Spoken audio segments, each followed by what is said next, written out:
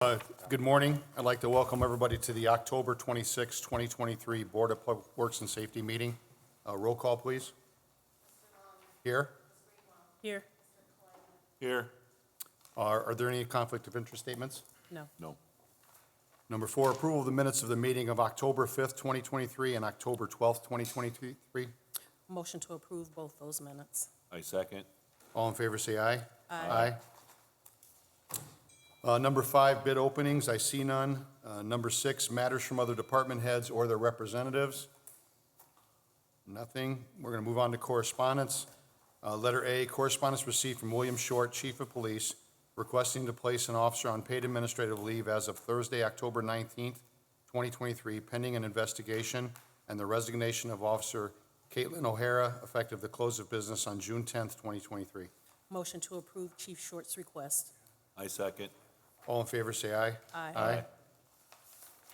Number 8, matters from board members. Either of you? No? Number 9, new business, letter A, order to rescind and release order to demolish property located at 4240 Wabash Avenue, submitted for approval. Good morning to the board, Mr. President. Happy to report that this property is fully rehabbed and going to be sold. So we'd request the order to rescind the prior order to demolish be approved as presented. Motion to approve the rescind and release as submitted. I second. All in favor, say aye. Aye. Letter B, agreement to purchase real estate at 5652 Walter Avenue, submitted for approval. On this property, this is, I guess, more good news today. This is a property that is part of the Jacob Square revitalization and redevelopment, and I would request its approval as presented. Motion to approve this agreement. I second. All in favor, say aye. Aye. Letter C, right-of-way permits. Looks like there's 2 of them received from engineering, submitted for approval. On behalf of the esteemed Mr. Gordish, good morning to the board. Good morning. There are 2 requests, as mentioned. One is a installation of some directional boring and a small box by MCI located at the intersection of 165th and Osborne. The other is a water main tap on on Sheffield Avenue, approximately the 4,000 block, for a water fire service to be extended to an existing building. The water department's aware of this and is in favor of this. Ask for your approval. Motion to approve the right-of-way permits. I second. All in favor, say aye. Aye. Thank you. Letter D, C-Click Fix, requesting a slow children play sign on both sides of the alleys at the 7,000 and 7,100 blocks of Holman Avenue. No objection. Okay. Motion to approve the C-Click Fix request. I second. All in favor, say aye. Aye. Letter E, C-Click Fix, requesting a no engine braking sign or no semi-traffic on Sheffield Avenue. Unclear on the request. If you could refer this C-Click to the engineering department for review and recommendation. Motion to forward the matter to engineering. I second. All in favor, say aye. Aye. Letter F, C-Click Fix, requesting to put up wrong-way signs in the alley east of Magoon. Also unclear on this request. If you could refer this to engineering for review and recommendation. Motion to send the C-Click Fix request to engineering. I second. All in favor, say aye. Aye. Thank you. Thank you, sir. Letter G, garage sale permits submitted for approval. Looks like there's only one. Yeah. Motion to approve those garage sale. And I second that also. All in favor, say aye. Aye. Number 10, old business. Letter A, status for 5235 State Line. Good morning again to the board. The board may recall this is a property that's under a demolition order. It is the old music store, Judy's Music Store on State Line near Rimbach. Yeah. It is currently, Mr. Flores is usually here, so I'm actually surprised he's not here. I don't know, Bill, have you had any contact with him? Last time I checked, last time we were here, which was July 13th, he mentioned that he was continuing to, the back has already been resolved. They're continuing to rehab the other parts of the property. I guess what I would request today is ask Mr. Luter to reach out to Mr. Flores. I have him at mflores219@outlook.com. So, and let's reset it for maybe 2 weeks if we could. Okay. For a status? Yeah, Okay. November 9th. Is November 9th okay? November 9th? Yep. Yes. Okay. Motion is to set the matter for status for November 9th, 2023. I second. All in favor, say aye. Aye. Aye. Letter B, status for 4308 Grover Avenue. That's a Chris one. Chris, go ahead. Good morning. Morning, Chris. I've spoken to the owner this morning. She received the deed restriction in the mail. She just needs to get it signed and notarized, so we're requesting a continuance to next week. Should be done by then. Okay. Motion to set the matter for status for November the 2nd. I second. All in favor, say aye. Aye. Thank you. Thank you. Letter C, status for 2314 Indianapolis Boulevard. This is another property, you may remember Sandy Arana. She's been here a couple times. I actually saw her just by chance about a week ago, and she indicated that the electrical is what she's working on now. It's kind of been a slow go. I think we all realized when this started that Ms. Arana was trying to work with some limited funds, but we were gonna give her a shot at getting this rehabbed. When we were here in July, Mr. Luter reported that the interior demo was moving forward.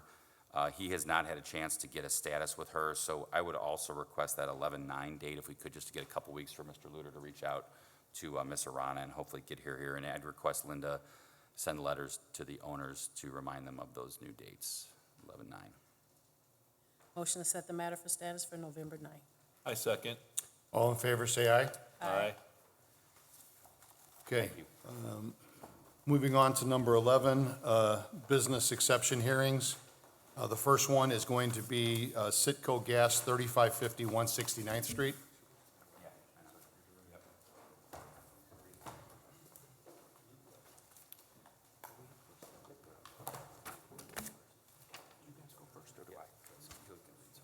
Good morning. I'm sorry. I'm gonna- Good morning. That's okay, good morning. Can you give us your name, sir? Absolutely. My name is Scott Yaney. I'm here for the petitioner Neelam Inc., and I'll introduce my folks here when it's appropriate to do so. Thank you. So good morning. The next matter before the board is a request for an exception to Section F of Ordinance 9605, brought by the petitioner, Citgo Gas. The petitioner has requested that the fueling station located at 3550 169th Street be excluded from the requirement within the city of Hammond that fueling stations be closed from midnight to 5 a.m. I would like to first determine whether or not proper notice has been given to the neighboring property owners by the petitioner. The requirements is that the petitioner give notice of today's hearing to all properties located within 300 feet of the petitioner's property line. And Linda, did that happen?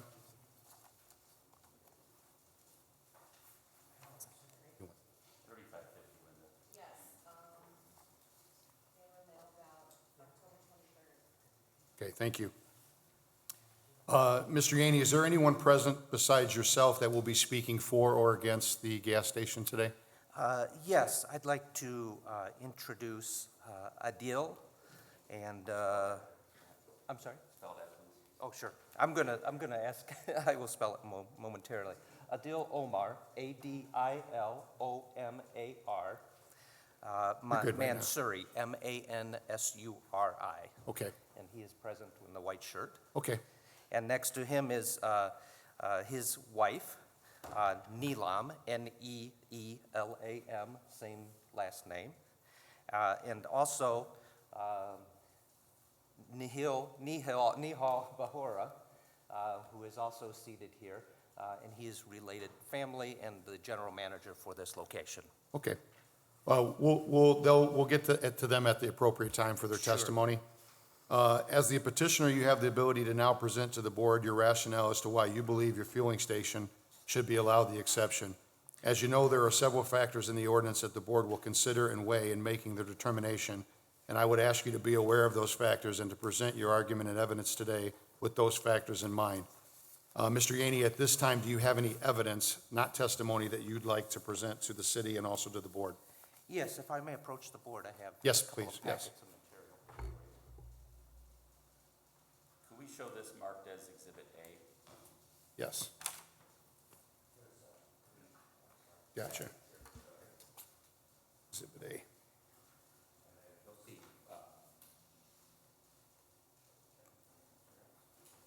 Thank you, sir.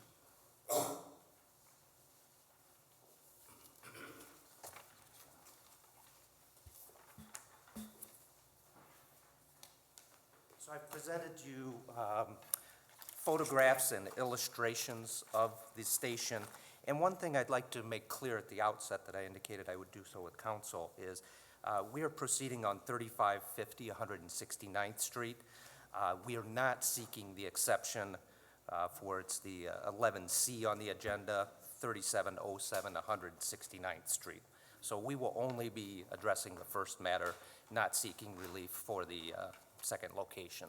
So if I understand counsel correctly, it seems that the petitioner on 3707 169th, which I believe is the identical petitioner for 3550, is withdrawing that petition. So if counsel would so indicate on the record that they're withdrawing that petition, I think that would, Yes, we are not going forward on 3707. I'm sorry, on 3707 169th Street, correct? And we're withdrawing that request.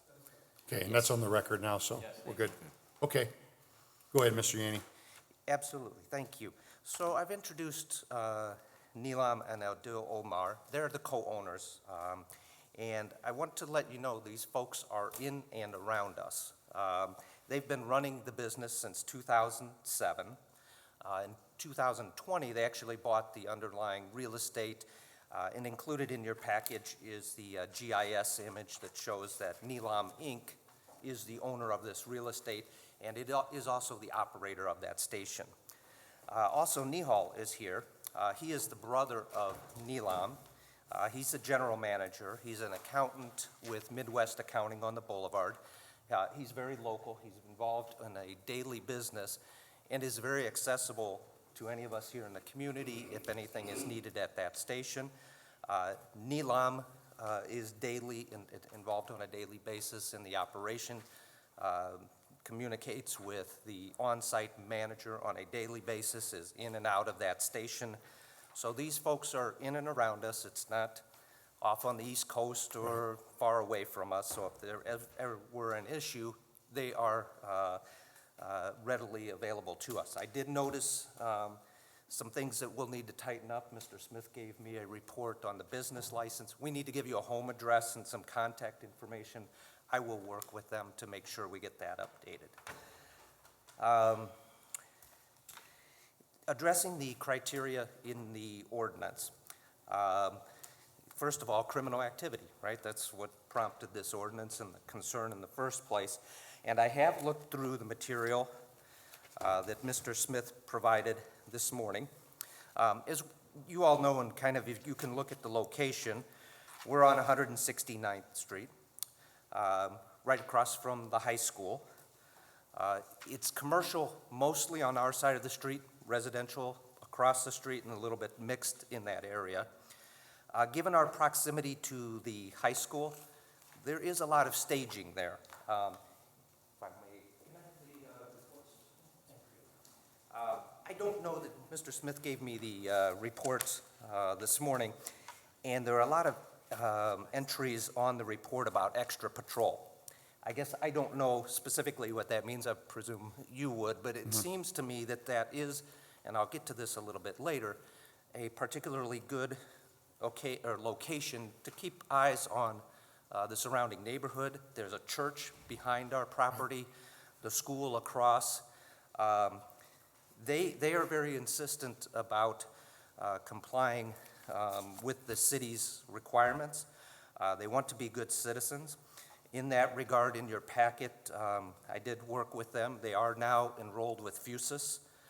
Their certification is in the packet. They have had surveillance cameras there throughout their time running the operation. They were not, in speaking with them, they won't see all this detail of this report. They were aware of an incident a couple of years ago where a drunk driver hit one of their pumps at night. They are aware that sometimes, due to when kids are getting out of school and so forth, sometimes they will, I guess it's a kind of a location where things can happen during the day.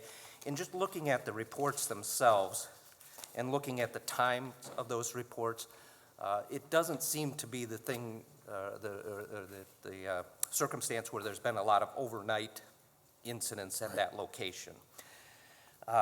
They do have, in terms of security, which is the third item, they do maintain, as I said, the surveillance cameras. They have bulletproof glass for the protection of their employees. The door to the employee area remains locked. And they do what they can. They, in addition to these folks being involved for a long time, they've had a number of longtime employees at this location, some of which become very well known to the neighbors because they have frequent visitors. It's also a convenience store, and they are a part of this neighborhood. And I would suggest that one thing that maybe the board would consider is that this location, and if you look at the photos of the lighting at night, you'll see it's almost like a lighthouse in that area, and a little bit of a beacon that if it went dark and were closed overnight, I would be concerned that there could be an attractive nuisance where it would, permit people to be maybe less noticeable if they were lurking about the school property for vandalism purposes. There's a church right behind our property. And so I think they do serve a function as the eyes and ears of that neighborhood, and that for that reason we might consider that they're a good candidate to stay open. The fifth criteria is the proximity to the highway. We're not so close that we have the incident where somebody would in and out, right, and that would be a ready escape. There's a bit of a drive to Klein Avenue.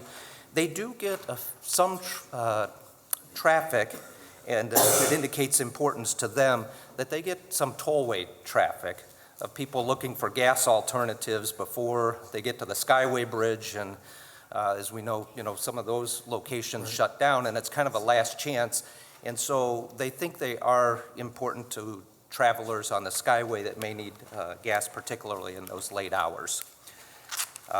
We don't think that we're a particularly unsafe location due to our proximity.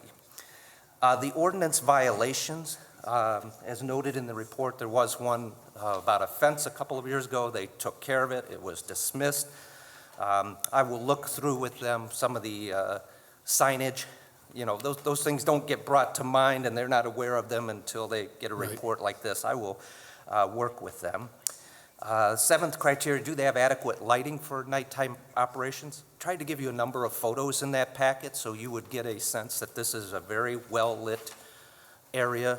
They are serious about that.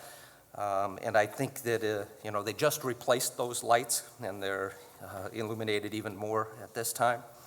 The licensing, I've addressed that. They've got to update since they've been licensed all along since 2023, and just talking to them briefly, it seems like there was some confusion with the other location. We will get that straightened out and make sure we report a home address. And then finally, the other relevant factors, they're not seeking to, or they're not seeking to have 3707 open. They closed that voluntarily for other reasons before the ordinance.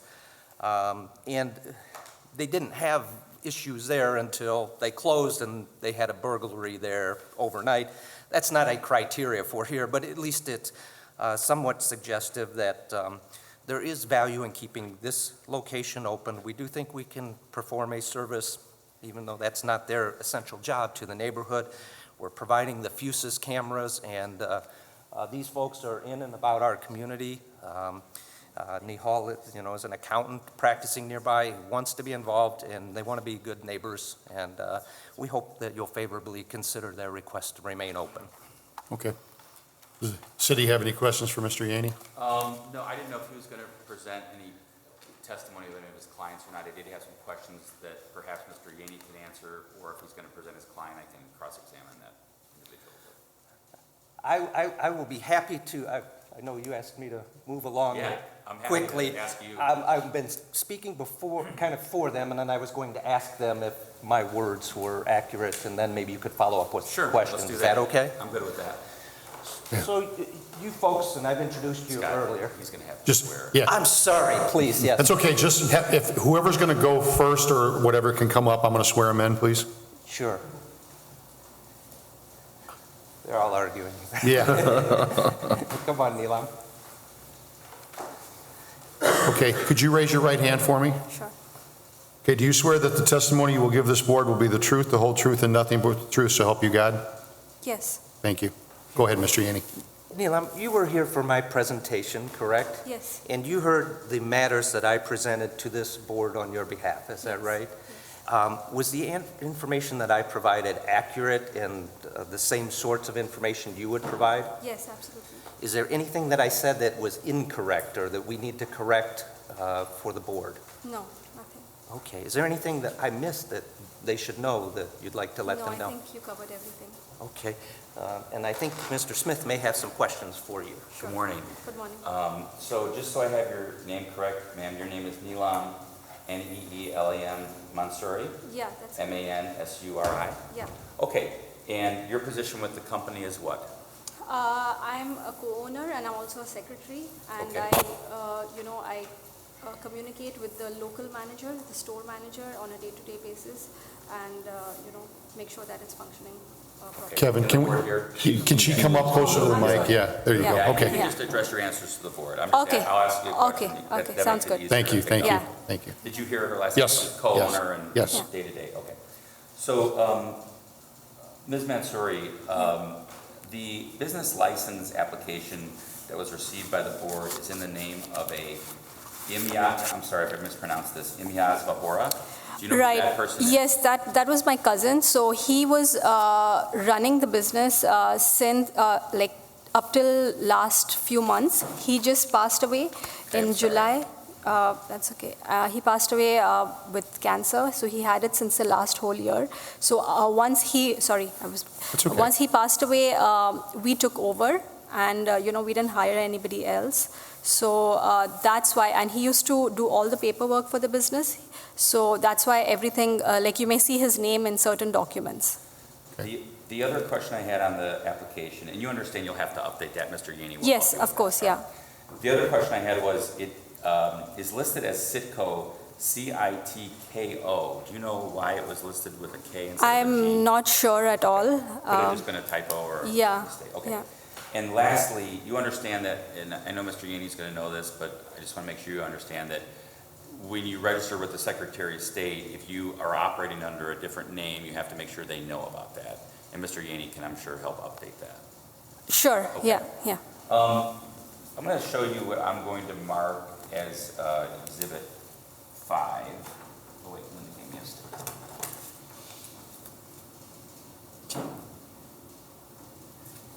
Okay, and I'm going to show you this. These were taken just recently. Do you recognize this as being the fueling station at 3550 169th? Yes, Okay, so I know that the pictures we received, as Mr. Yaney accurately described, are kind of like a beacon on 169th Street. But on this side, it appears that it's dark. Right. But there are lights there. Do you think it might just be a timer issue, or are the lights inoperative on that side that appear to be dark? usually we can have it checked. Maybe they're not working for that day. Maybe we can make sure that, they're on and they're well lit. Okay, so you would take a look at that if the exception was granted, or even if it wasn't, you would take a look at that side to potentially correct the lighting situation? Definitely. Thank you. Yeah. I believe that's all the questions I have for Ms. Mansouri. Thank you, ma'am. Thank you. Does the board have any questions? No. No? Thank you, ma'am. Thank you. Anybody else, Mr. Yaney, you'll be calling? No, I don't think so. I think we have covered everything. You've got everything you need. Okay, Yeah, nothing further. Thank you. okay. If you have no further evidence, I will now let the city present their case regarding the exception, and Mr. Smith, you may go ahead.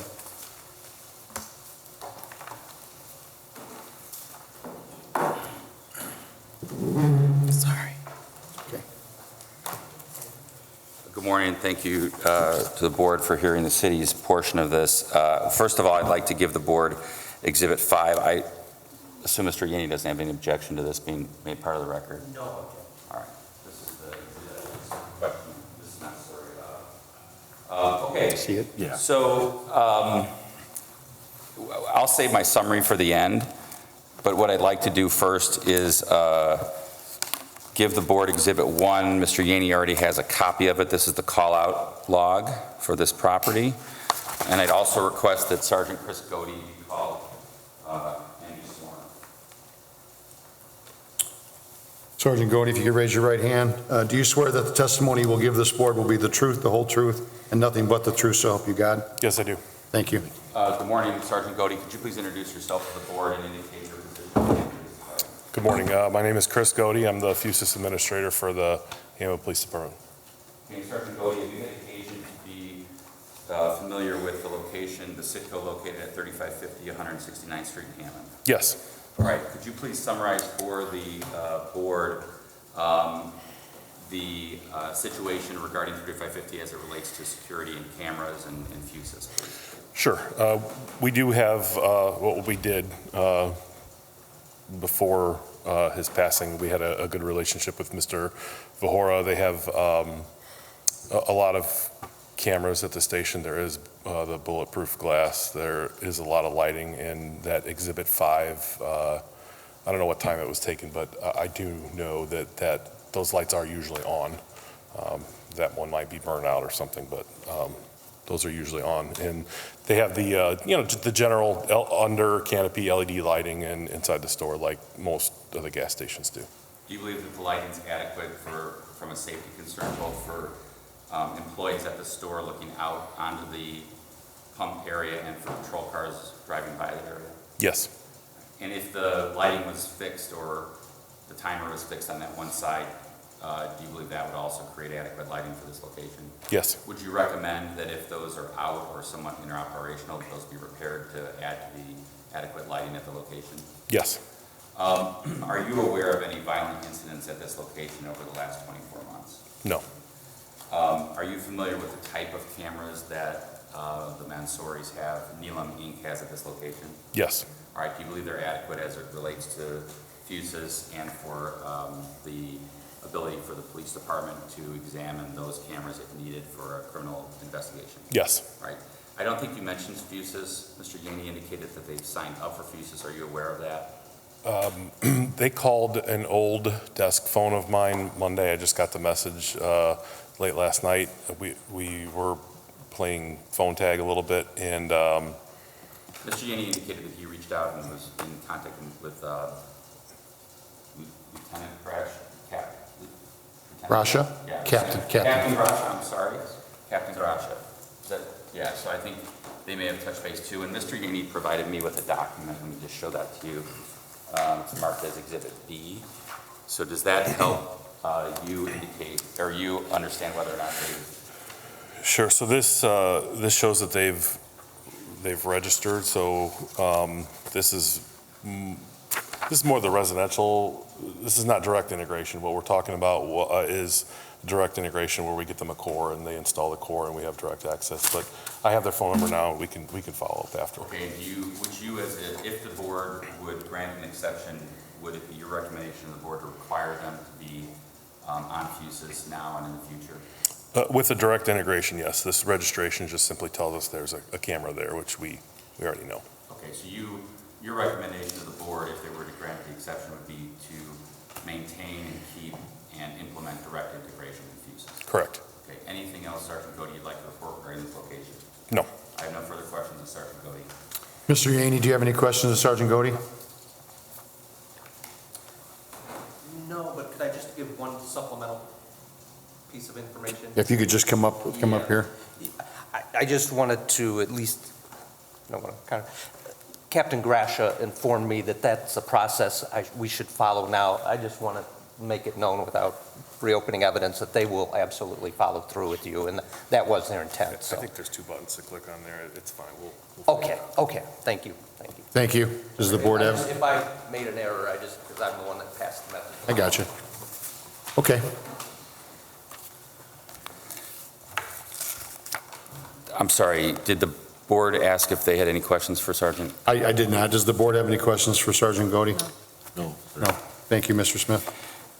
Yes, so the next piece of evidence that the city would like to present is Exhibit 2. I've already provided a copy to Mr. Yaney, and I will give that to the board. This is the report from the Planning and Zoning Department regarding potential violations, including potential safety violations of the zoning code and of the ordinance, and I'm sorry, of the municipal code. Attached to Exhibit B are several photographs taken by Mr. Novak. I know that he was in contact with Mr. Farrell, and in that regard, I'm also going to give you Exhibit 3 and 4. I've already provided these to Mr. Yaney as well, and I would request that Mr. Farrell be called up and sworn.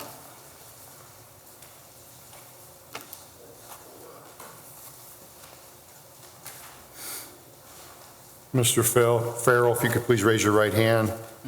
Do you swear that the testimony you will give this board will be the truth, the whole truth, and nothing but the truth, so help you God? I do. Mr. Farrell, could you please Thank you. introduce yourself to the board and indicate your position with the city? Yes, my name is Nicholas Farrell. I am the City of Hammond Code Enforcement Commissioner.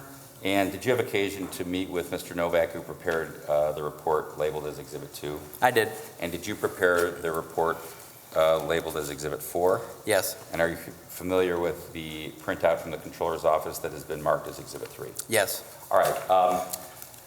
From a safety perspective, Mr. Farrell, Mr. Novak has indicated that there is some signage blocking more than 25% of the window panes, and with shelving, it approaches 100% blockage in some window panes. Do you see that? I do. All right, and would you consider that to be a safety issue and a concern that you would request that if the board issues the exception, that would be corrected by Neelam Inc. at this location? I would. All right, are there anything else you'd like to tell the board regarding either Exhibits 2, 3, or 4 that you would like to raise regarding safety issues? I know that we already talked about the lighting on that one side. Correct. Yeah, so the lighting was touched on. The only other concern I would have would be there's a vacated meter can on the back of the property. And I know that the location had some work done recently in the past by licensed contractors who pulled permits. However, the meter can, which is directly next to the larger meter, has a plastic cover, and so I would just request that if it's energized and still in use and used as like a sub entry point, that a solid metal faceplate is installed to prevent anybody from gaining access to that meter can on the back of the property. And I believe they're in the photographs that I had provided to Kevin, but it's directly abutting the new meter can. And it's just been known those plastic covers, faceplates tend to get broken or, tampered with. And then if there's energized parts in there, it's a major safety concern. All right, we've already talked about the licensing matters. I've addressed that with Ms. Mansouri. Are you satisfied with her response? Yes. All right. I don't have any further questions of Mr. Farrell. Mr. Yaney, do you have any questions for Mr. Farrell? No questions. Does the board have any questions for Mr. Farrell? No, sir. Thank you. Thank you. We don't have any evidence to present. I may, depending on Mr. Yaney's reply, have a couple more questions for him. Okay. If the city has no further evidence, the petitioner now has the opportunity to present any testimony or evidence in reply. Do you have anything else you'd like to present in reply, Mr. Yaney? And if you do, please try to keep it at 5 minutes or less if you could. No further reply. Thank you. Go ahead, city. I think I wanted to make sure that this was before the board. It's in Exhibit A that Mr. Yaney presented, and that is that it is close in proximity to both Klein Avenue, 912, which is, even though it's a state highway, I think we all understand it to be, busy, especially with folks that are going to and from the mill. And it also is close to the toll road, Indiana Toll Road. And I think that was into the exhibit, but I just want to make that part of the record. Thank you. Then, Mr. Smith, you can go ahead with any closing argument you have at this time. Do you want me to go first, or Mr.? He said he didn't have anything. Did you? That was a reply, I thought. Okay. Do you want to close? Mr. Yaney, did you have a closing argument? Just very briefly. Okay, that's okay. I think you got the tone and tenor of our request. I think Yes. these folks are good citizens. There have been some matters brought to their attention. They're going to correct those. They think they are a valuable asset to the community and remaining open during those evening hours. They believe they serve a function, and maybe Beacon was a little much for Mr. Smith with his Snickers, but I think they do, provide some useful eyes and ears They have been good corporate citizens. As indicated, there was a recent death in the family that probably caused some of this slippage. We'll get that tightened up, and I thank you for your consideration this morning. Thank you, Mr. Yanni. On behalf of the city, as the board is aware, I generally like to just address the factors that we are dealing with under the ordinance, which is ordinance number 9605, paragraph F. There are 8 factors plus a kind of a catch-all. As it relates to incidents of criminal act, first of all, I guess I would say about this is that going in, I think the city's position was that our preference was, it seemed to not be unnecessary to have both these stations open. So I appreciate the fact that the folks at Neelam Inc. and Mr. Yanni recognized that in advance and actually came to the board understanding that and withdrew one of the petitions. So that's already, I think, a mark in their favor, and that is appreciated. Incidents of criminal acts and police calls for the last 5 years with emphasis in the last 24 months. I presented that in Exhibit 1. Sergeant Godey's also given testimony regarding that factor. It appears that there have not been any violent acts at that location. There have been, some call-outs and stuff. We've seen that in other locations, but I don't believe that there's anything that indicates that that has been a significant factor. 2, whether it's part of the FUSIS program, it is not at this time. However, all indications are that it will be soon. Whether there's adequate security presence overnight at fueling station, as well as whether or not it has adequate lighting for nighttime operations. We've pointed out one side of the property that seems to be inadequate, and so I assume that's going to be fixed. Otherwise, Sergeant Godey and Ms. Mansouri has indicated that the LED lighting at the property appear to be sufficient for nighttime operations. As far as security goes, they've indicated they do have bulletproof glass cameras that Sergeant Godey indicated are appropriate for viewing and that they're not, poor quality. Whether or not it is considered easily accessible by interstate travelers, I would say is a yes, given that Klein Avenue is right there and that the toll road is near there. If you're exiting on 169th Street, I think it probably would be right there as the first location that's open overnight. Residential area versus a commercial or industrial area, I would characterize this as a mix between commercial and 169th, but there are a lot of residences as indicated by the, I believe, 41 notices that Mr. Yanni had to send out. However, there are no property owners present here today to remonstrate against this petition, so I would indicate that as part of that factor. The last, of course, or last 2 are whether or not the fueling station has had any other city ordinance violations or in violation of any city ordinances or zoning that place emphasis on those could impact safety. There were 2 minor issues there. One was signage and one having to do with the rear that Mr. Farrell pointed out. I would assume that those would be corrected, and I would request the board, if it grants the exception, to add that into the conditions to correct all of these potential violations, especially the signage one. Because we've heard from Sergeant Godey and other officers that that is a concern when patrol is going by. If there's a call or even if there's not, they like to be able to see into the location. And last, regarding licensing, it appears that first and foremost, they have been licensed, which is great. However, there are some small tweaks that have to occur to make sure that that license is up to date. I assume, again, knowing Mr. Yanni, that he will make sure that occurs. So we leave it to the board's discretion as to whether or not to grant or deny this exception. And that's all I've got for the city. Thank you. Thank you. Okay, thank you for your presentations today. The board will now take this matter under advisement. The board will notify the petitioner in writing of its ruling by regular, certified, and electronic mail within 10 days of this hearing. If an exception is granted, it shall be valid for 1 year from the date of the termination and is subject to revocation if any circumstances change. Additionally, you must reapply for the exception annually if it's granted. You all understand that, correct? Okay. Thank you very much. We are now going to move on to letter A, which is the BP located at 2300 Indianapolis Boulevard.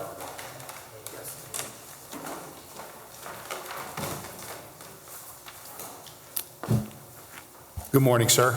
Good morning. Could you give us your name and spell it, please? Yeah, and I'll type it for you too.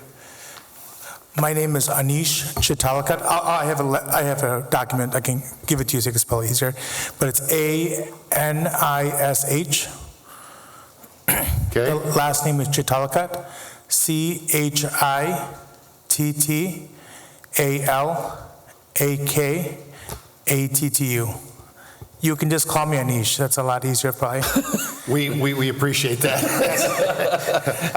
Also with me here is my partner, Vinod Patel.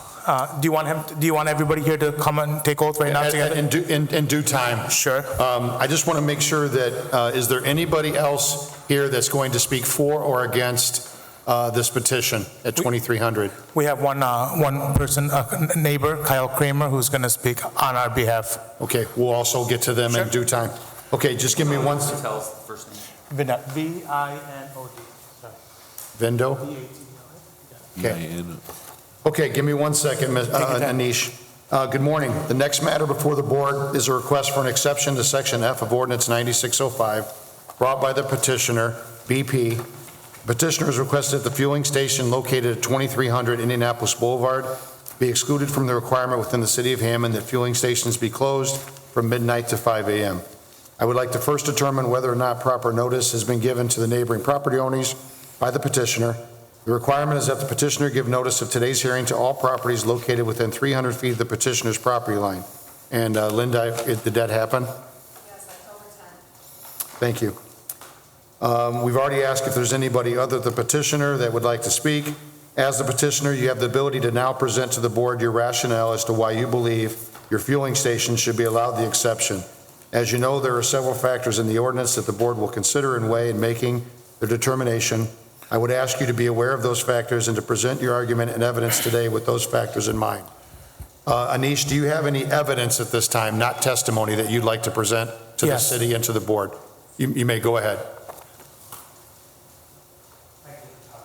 He has a copy already? Okay, thank you. And no objection to making this part of the record. Thank you. I have it marked as Exhibit A. Okay. I gave him the call up. That's okay, I got one. Okay. Okay, then Anish, go ahead with your argument, please. Yeah, to the city attorney, Board of Public Works and Safety, and all the other Hammond officials gathered, thank you for the opportunity to speak today and present my case why our location should be allowed to be open 24 hours. I'm not an attorney. We are the people who work at the station, so please excuse any procedural matters. I'm not a judge either, so this works out great. So we can have a friendly conversation. So my name is Anish Chitalkat. I work with Mr. Vinod Patel here. We run the gas station at 2300 Indianapolis Boulevard. My father, Chaco Chitalkat, is the president of the corporation, but he cannot join us today. We've had this location for 21 years. We've been here since 2002. And have been operating the location safely and with a great deal of pride. Please see exhibit on the first page of the exhibit. You will see that that our corporation was established on April 25th, 2002, and it's in good standing with the city as well. Above that, I wasn't sure how this is the proof that Linda provided that our mailings were all given and certified.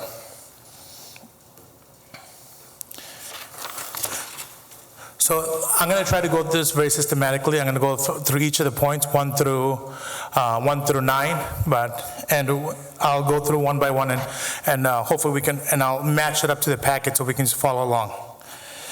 So we've utilized the Freedom of Information Act to gather the last 5 years of data from the police department. There are 45 categories represented in that report. The copy of the report is attached on the other page I gave you, sir. Yeah, it's on the other document. That's the copy of the report, just so you can see the actual copy. The attorney for the city already has that same copy. Okay. If it's helpful, on page 3, you can take a look at all the categories. We went through this report very meticulously and actually retyped it all so we could do the proper analysis of it.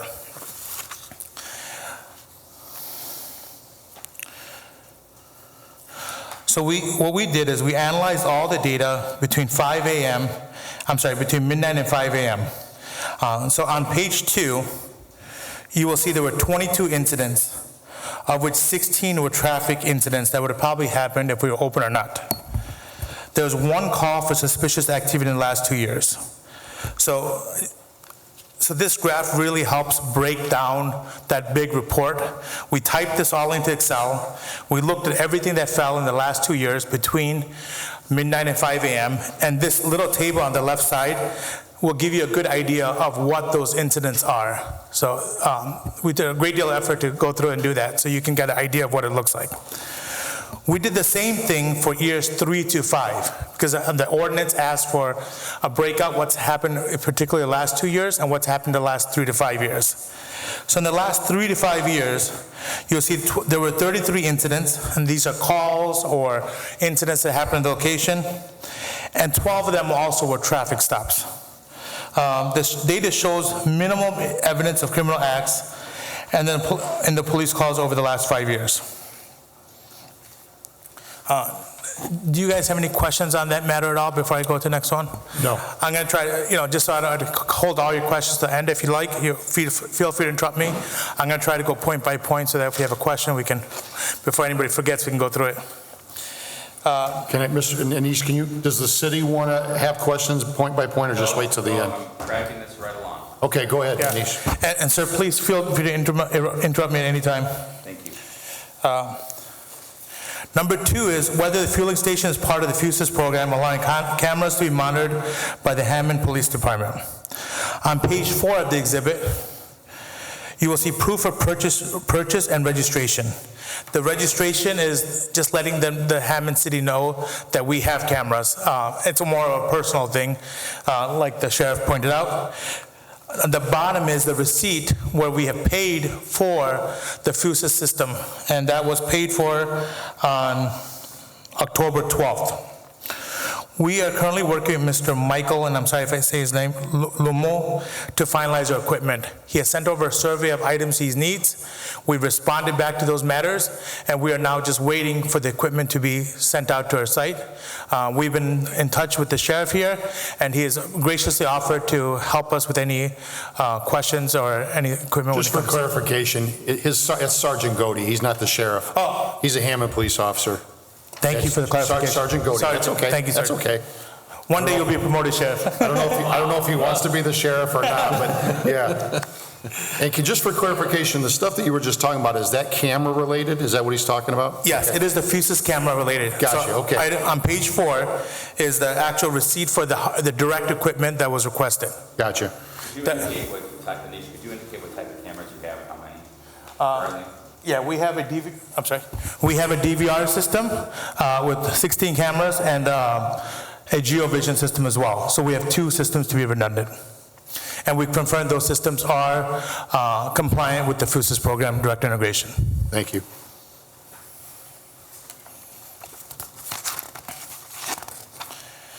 Okay.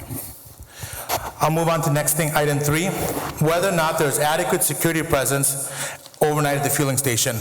So in my packet, this is addressed in pages 5 through 8. Okay, so I'm gonna just go through my bullets. The cashiers at this location have been here for several years, and they have rapport with the customers. We don't have private security, but the cashiers have been here for several years, so they know the customers, and the customers respect them. The location has LED lighting on the outside and bright lights on the inside of the store. We have 2 camera systems for redundancy, as we stated. We have a FUSIS system plus a DVR, so in case one goes out, the other is there. We have 2 monitors, which you can see on, you can see on page 7. We have 2 monitors on the bottom, you can see on page 7, for the customers to see what's going on in the store too, not just the cashiers. So if you're in the corner of the store and you want to just look up and see what's going on, you as a customer have that visibility too. Anish, could you explain the remote door unlock and lock on page 6? Yes, I'm going to get to, if you don't mind, I'll just get to. I went to 7, so I. No, yeah, I'm sorry, I didn't go in order, and I should have. It would have been better if I went in order, but since I had that. We have 2 monitors that we already said that. We also have on page 6, and I'm sorry, I'm going a little over there. We have a monitor right next to the cashier area on page 6 on the top building where the cashier has a rotating camera that has visibility to the store at all times as well. Right. The cashier is in a bulletproof enclosure, and that enclosure is shown on, I'm sorry, I did this last night, it's on page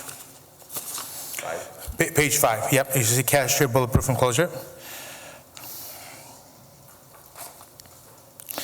The cashier is also behind 2 commercial security doors.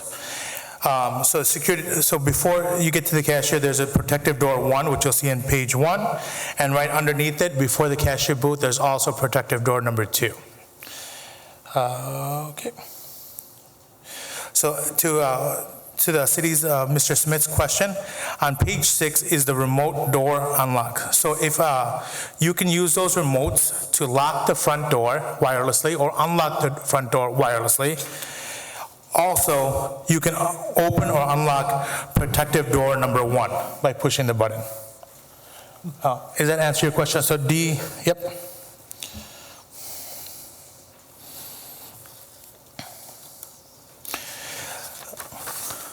On page 6, and I'm sorry I'm going a little over the place, on page 6 you can see we have a panic switch as well that's hooked up to the 24-hour monitoring service. So if there is an emergency, that somebody can push the panic and the police will be notified.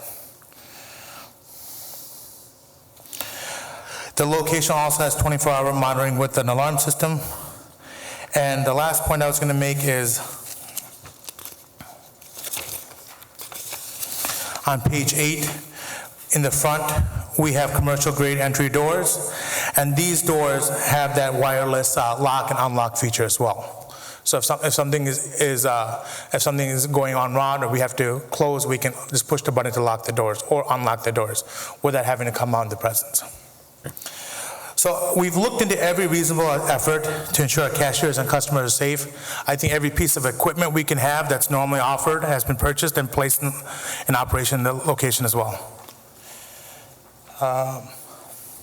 So I'm going to go on to item number 4 now if there's no other questions on the security. Item number 4 is whether the fueling station is in a residential area versus a commercial area.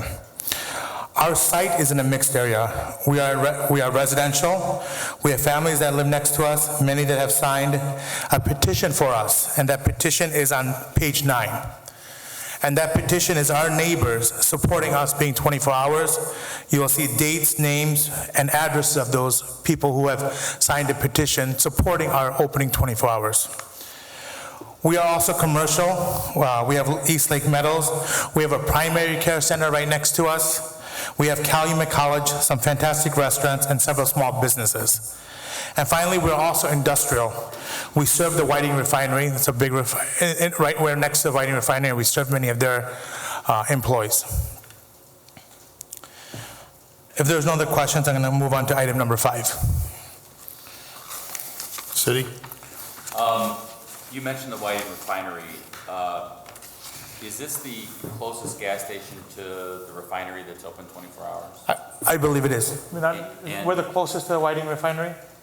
Are we the closest gas station to the Yes. Whiting Refinery? Yes. Yeah. And do employees tend to visit the station overnight? Yes. On their breaks? Yes. And at shift change? Yes. Okay, thank you. So that you mentioned the refinery, and I'm assuming you're talking about BP. Yes. Do you happen to know how much of your business comes from BP and what hours they most frequent your gas station? We just know that about 15% of our business comes from the midnight to 5 a.m. I don't know, I can't tell exactly which customers, we haven't broken out which customers are BP refinery customers versus personal customers, but we can only say about 15% of our business comes from midnight to 5 a.m. Okay, thank you. Then please proceed, Anish, go ahead. Thank you. So item 5 is whether the fueling station would be considered easily accessible by the interstate travelers. If you look on page 10, we can see that our station is centrally located. The Skyway is down Indianapolis, it's 6 minutes away. And if we go south, 90 Interstate is 4 minutes away. And below I have attached on page 10 is the pictures from Google Maps that show the distance and to the highway entrances on the Skyway side and on the south side. Gotcha.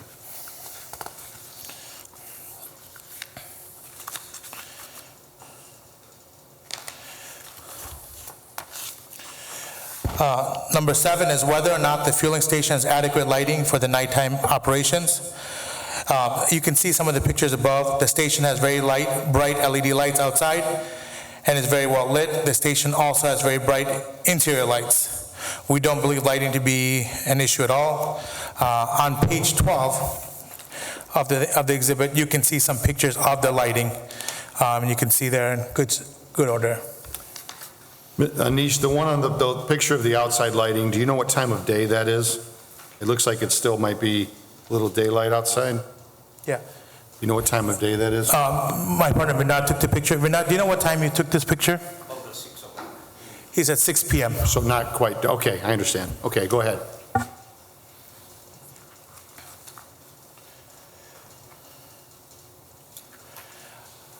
Point number 8 is whether the fueling station is properly licensed with the city and whether it has now or in the past had the business license suspended, revoked, or has operated with an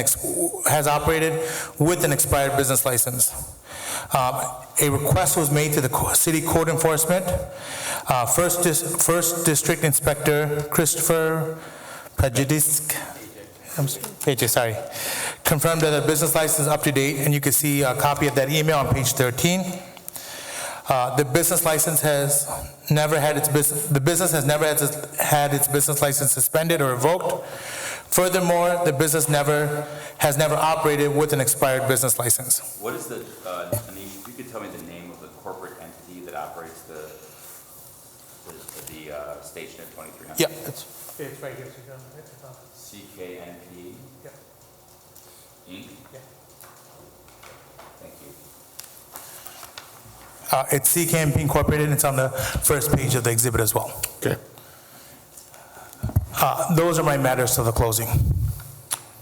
Okay. Does the city have any more questions for Anish at this time? I do not. Does the board? No, sir. Okay, Anish, do you wish to call anybody else to speak on your behalf at this time? Yes, I'd like to call customer Kyle Kramer to give a little testimony about our location. If he could come up, I'm going to have to swear him in.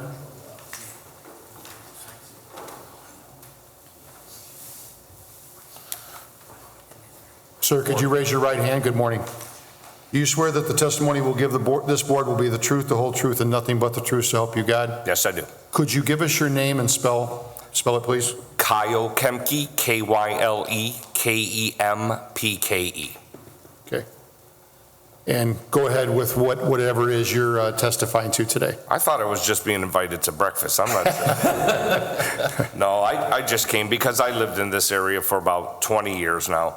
And this is truly one of the last mom and pop stores. If you just go in there one time, you'll understand what I'm saying. I just felt passionate enough to come. I don't know if any of you have ever been to the Pierogi Fest, but we couldn't have a better owner. I mean, he takes care of the property. I used to own a couple convenience stores. I don't believe he's ever been robbed. The Whiting community and the Hammond police are there all the time. It's a great location. And I just wanted to pass that on to you guys. He truly cares. His whole family lives in the neighborhood. It's not like he's somewhere else. And I just wanted to come and tell you that. He runs a great business. It's a safe area, and I hope you give him the privilege to keep, going on with his business. That's all I had to say. The city have any questions for him? Mr. Kemke, could I have your address, please? 1812 LaPorte Avenue, and that's Whiting. Is that a Hammond address with a Whiting zip code, or is it a Whiting? It is a Whiting address. Don't hold that against me. And did you receive a notice regarding this hearing? I did not. How far do you live from the station? 4 blocks. Is it a station that you frequent? Yeah, I'm there every day, a couple times a day. And you don't have any ownership interest in the station? No, I do not. No further questions. Thank you. Thank you. Does the board have any questions? Sir, thanks for coming in today. We Thank you so appreciate it. much. Thank you very much. Anish, do you have anybody else that would like to speak? No, sir. Okay, are you done with your testimony at this time? Yes, sir. Okay, then you may have a seat if you'd like. Thank you. Okay, if you have no further evidence, I will now let the city present their case regarding the exception, and Mr. Smith, you may go ahead. Thank you. I'd like to first present the board of Exhibit 1, the call-out log, and ask Sergeant Godey, who has already been sworn, to testify for the board. Sergeant Godey, as you know, you've already been sworn. Are you familiar with the BP location at 2300 Indianapolis Boulevard? Yes. And as it relates to fuses and security at the premises, could you give the board a summary of your review?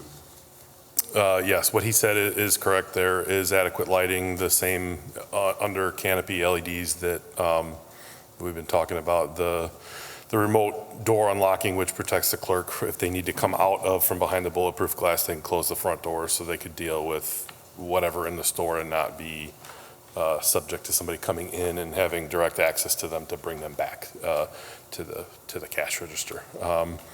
They do have the camera systems that he said. They have ordered the Fusus Core. It's being programmed and sent to them now.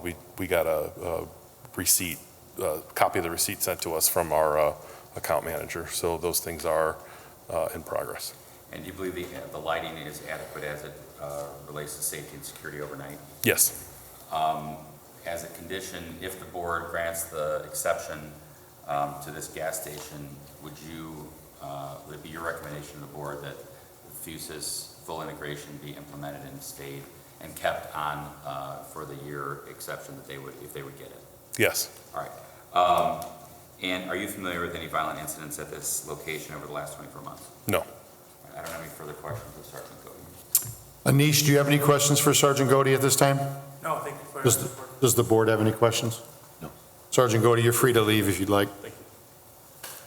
Next matter the next exhibits I have for the board are exhibits 2, 3, and 4, which is, I have already given copies of all these exhibits to Anish. There's 2 for the board, which is Mr. Novak's report, 3, controllers printout, and 4, which is Mr. Farrell's report.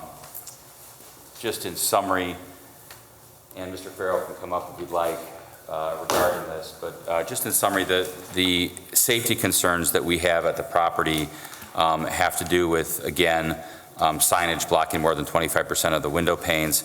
There's also a photograph of some damage, and these photographs, by the way, were taken last week.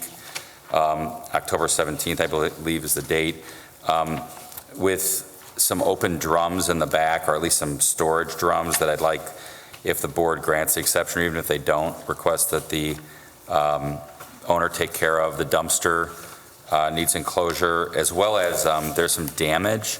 It's the last picture.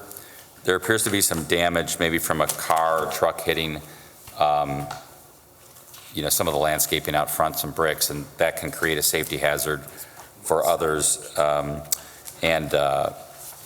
We'd ask that to be corrected. Mr. Farrell, do you have anything you'd like to address with the board as it relates to its safety? Before he does, Mr. Smith, just for the record, I just want to remind everybody he was also sworn in. Mr. Farrell was sworn in. Thank you. Go ahead, Mr. Farrell. The only other, concerns that I noticed throughout the property yesterday evening was there are some directional signs provided along New York Avenue for traffic traveling northbound on New York. There are 2 yellow arrowed signs to direct drivers to stay left as they make that bend to not hit the curb. I'll present this to the board. Hold on, I need to mark it. But basically, it looks like, I don't know if it's the truck that visits the station to refuel the tanks, but it would appear that they've been backed into and they are leaning significantly toward New York Avenue. But it's that the only way that those could have been damaged was from a vehicle of some type attempting to back out of the location. Yep. Those signs, however, are not the property of. Right. Correct. They are on city property, but which leads me to there's the parking situation at this location is such where there's permanent fixtures in place that people have to navigate in order to access. There's 2 normal parking spots, and then a handicap spot with the handicap sign posted on a fence, which is leaning into a neighboring residential property. So we would just want to make sure that we could work with the owner to remove the signage from the fence, get a physical handicap sign posted, and have that handicap parking space properly striped and labeled as indicated in Mr. Novak's report, and potentially figure out a way these permanent structures can be relocated to avoid people having to back up into the sidewalk or other areas of the property. I don't have further questions of Mr. Farrell. Anish, do you have any questions for Mr. Farrell? Oh, no, I just had one. Just come on up. Yeah, there you go. Yeah, we just have one, I'm sorry. Go ahead. One statement just for the, Now, this, you can't, no statements at this time, just a question. can I respond to one of the items that he, You can, when you have your closing, you can. okay, Right now is just for questions, okay? okay. Can you show me, just because I knew this, what is the structures you want moved? So it's like right off of the area here. Hold on, let me see if Tom's photos have it. Here we go. So like, see, I think it's like an older light, but like when individuals pull in here, they tend to, and to access this, there's a pylon, there's these posts that look like they've been hit before, and then a lot of times people pull directly up in front of the building, which makes it very difficult to access the parking spots here. So if there's a manner which, like maybe the light can be maneuvered, or these permanent, items which create a barrier to access the parking spots, which really are the only ones there, or if you're able to post signage, no parking, in front of the store area, then that would prevent people from having to maneuver, because I was there last night taking photos, and there were 2 vehicles parked here, 1 blocking the sidewalk, 2 more up here, and when I went to pull in to try to access the spot, it was kind of difficult, especially even to back up and leave, that's all. Yeah, people. And I know they can't control everybody's, ability, where they decide to pull up at, but maybe having some directional signage would assist in doing that. That's all. Yeah, we'd be happy to work with you on a good resolution. But all that stuff's correctable, and you work with Absolutely. Anish? Okay. Absolutely. Any further questions, Anish? No. Does the board have any questions for Mr. Farrell? Thank you, Mr. Farrell. Thank you. You're free to leave if you'd like.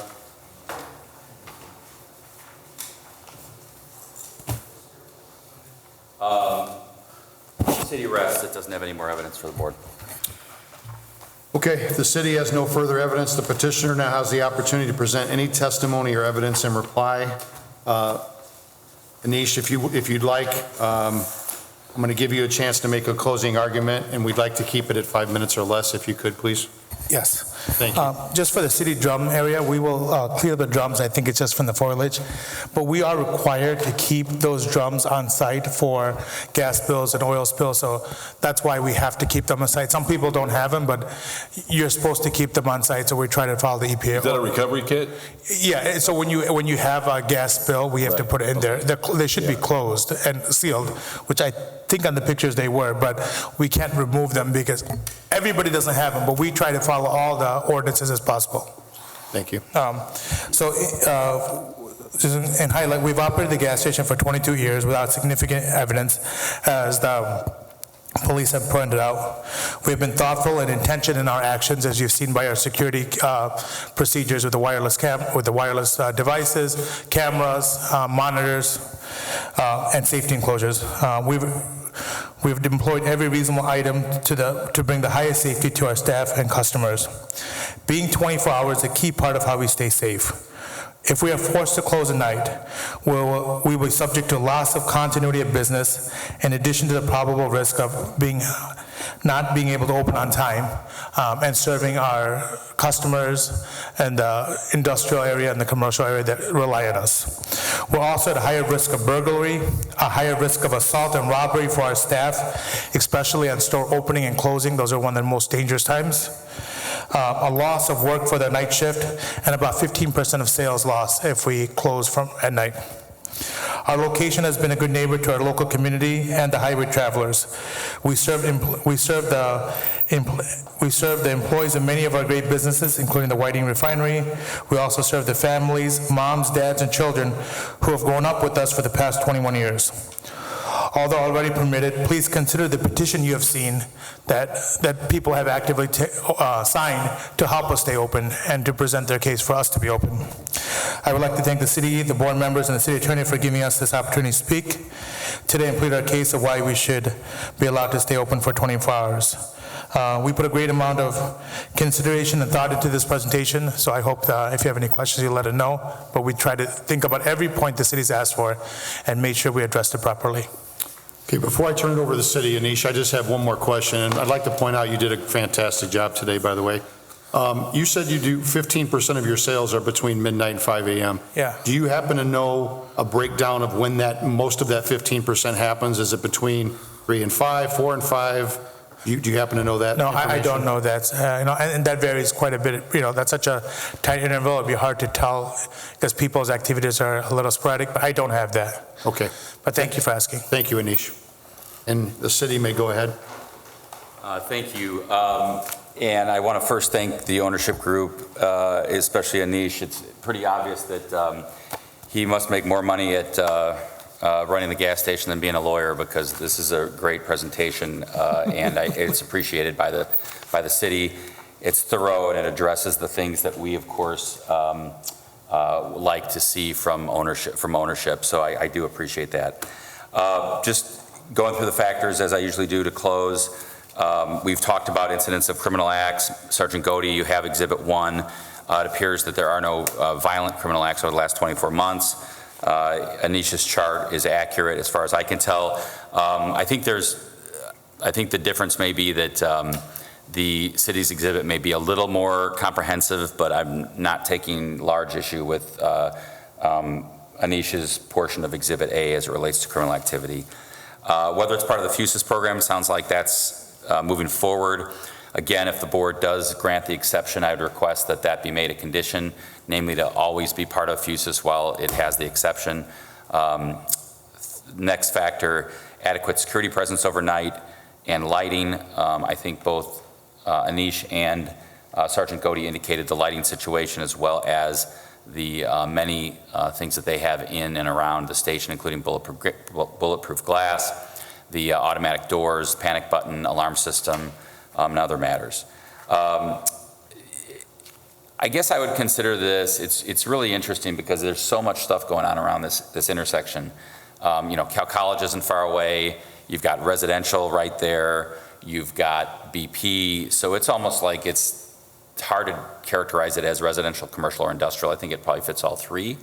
So I would indicate that, having a neighbor, Mr. Kempke, come and indicate to the board his opinion on the station is also important, and we appreciate the fact that he came.